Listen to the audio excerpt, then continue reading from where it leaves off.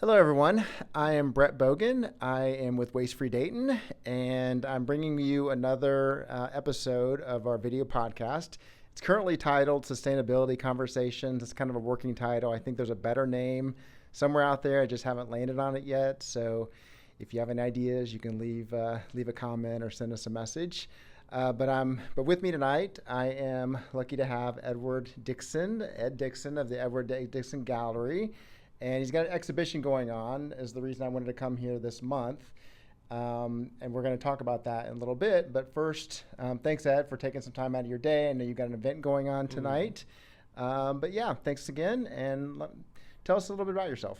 Yeah, thanks for doing this interview and a little bit about myself. Let's see. So I've had this art gallery for about 8 years. I bounced around doing a lot of different entrepreneurial type things before that. Been in Dayton most of my life. Moved away a couple times, moved back a couple times, lived in Columbus, lived in Northern Virginia. Yeah, and that's kind of it in a nutshell. Okay. Yeah. So were you born in Dayton? Yeah. Okay. Yeah. Born in Dayton, graduated from Dunbar High School. Okay. And then went on from there to Mississippi for a little while for college, and that was one of my moves away, and then came back. Yeah. And you found that just Dayton has it all, and like you wanted to come back? Yeah, it's really been a thing about just being close to family and friends. That's really what brought me back each time. So yeah. Okay. So you mentioned that you've had the art gallery for about 8 years. What got you into, like, what caused you to want to start an art gallery?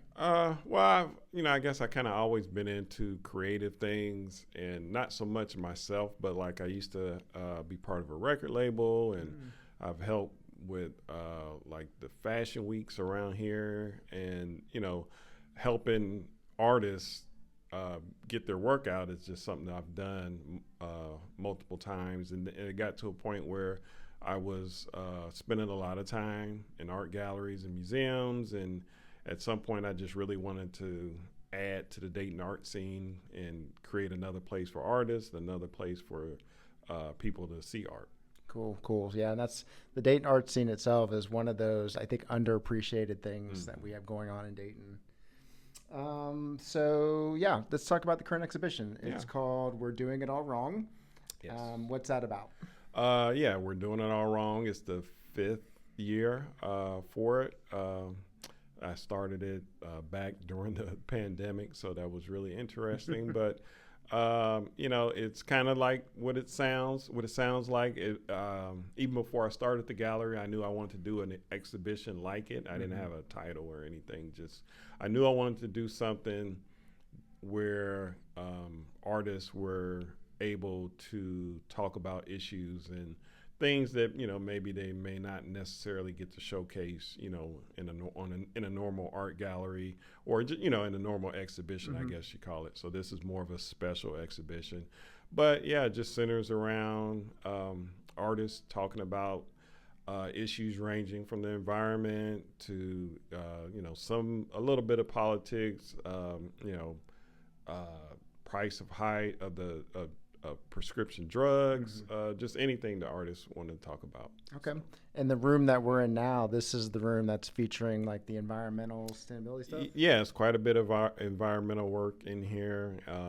The Best in Show winner actually came out of this room, which was artists who made their own paper and again was concerned about environmental issues. But yeah, this room ended up being the environmental room, and then we have things out in the main gallery that deal with women's issues, and like I said, just a multitude of different things that people hear about a lot, and some that you don't hear about a lot, like statelessness. That's something a word you don't hear often. Right. Yeah.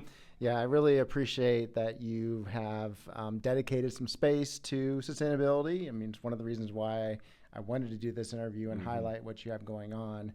And then over the last couple of years, I mean, we met each other through a different exhibition called Trash Talk that, featured two artists from Cincinnati and highlighted, especially the environment, things like that. So, That was really good. Yeah. So, how long is the exhibition going on? So it's open now through September 28th. Okay. Yeah. So by the time this comes out, people will still have some time to come see it. So we'll make sure that we share that date again, that they still have till the end of the month, basically, to come see it. So, all right. So I think the last question, then we're going to turn to like some rapid fire fun questions, but kind of the last serious question. You mentioned several of the issues that the artists have focused on here. There's a lot of issues in the world. Yes. Is there something that you practice or something that you see out in the world that gives you hope for the future? That's a tough one, I know. Ooh, no, that is a tough one, but yeah, I mean, and I do work in other places, and I'm on different committees, and yeah, I mean, I see a lot of people-to-people interaction that still does give me hope. You know, there's not always a lot of hope when you see it on the macro level and with governments and things like that. But on the people-to-people level, I do see a lot of reason to be optimistic. Totally agree. Like things start at the community level, really, and we need to make the change here. Stuff that we can actually have an impact on. Yeah. Cool. Okay, time for some fun questions. All right. So I've got a few here that I plan to ask you. Favorite place or places to go in Dayton? Favorite places to go? Maybe a restaurant, maybe something else. I still, I've been vegan for many years, but I still enjoy pizza. So, I go to Old Scratch and Wheat Penny and different places still to get pizza. So that's always, still a favorite, still something, kind of fun to eat. And they have some good vegan options too, right? Yeah. I agree with those selections. So you mentioned that you try to eat vegan, right? What's your favorite food or meal? To be honest, which is actually kind of ridiculous, but grits have been my favorite food probably most of my life, and that didn't change when I became vegan. So okay, pretty basic, but you can spice it up a little bit, right? Yeah, put things in it. It's just my favorite thing for breakfast. Yeah. So Okay, I like it. Your best or most memorable trip that you've been on? I know you've done some traveling. I've seen some of your travel pictures. So what's the most memorable trip or the best one? Oh, that's really tough, but it's between, I love New York. I go to New York a lot. So I just say going, even though it's 20 trips, I still say going to New York plus, but between that and then going to Monrovia, Liberia, where I went earlier this year. So between those two. Okay, cool. Okay, so also in the category of travel, do you have like a bucket list place, some place that you want to go to that you haven't been yet? Australia is on that list because it seems so far away and I don't have any real reason to go there, but I still just want to go. So it's on the list. And I want to go somewhere in Asia, whether it's Japan or China, maybe, hopefully both and more than that. But yeah, those areas would be probably some incredible art to go look at over there too. Do you have a unique skill or talent? Ooh. Another good question. I probably do. Unique. I'm gonna say no. Really. Or unusual, or maybe just something that people don't know about you. Maybe that. I'm pretty boring, so I don't really have anything special. I'm getting back into computers, which is kind of strange. That's where I started. I was majoring in computer science, and now, like, I just got my Google cybersecurity certificate the other day, and so, yeah. That's interesting. Like I wouldn't pick that out as like interested in cybersecurity, but yeah. Okay. So. Okay. On the subject of art, like we have around us, do you have a favorite artist or art piece? Past, present? That changes. Because, at times it was Picasso and pieces he had in the Museum of Modern Art in New York. But yeah, over the years it just changes. And if I had to answer that question today, that would be tough. 'Cause I just have There's so so many. many. Yeah, I just Yeah. have so many. So I don't have just one. Yeah, just one anymore. So How about yeah. favorite artist that's been long gone? Well, I'm gonna go back to that question though, because like Bisa Butler, who does like a quilting style, like she did definitely become one of my favorite artists recently. So I'm gonna put that as my answer.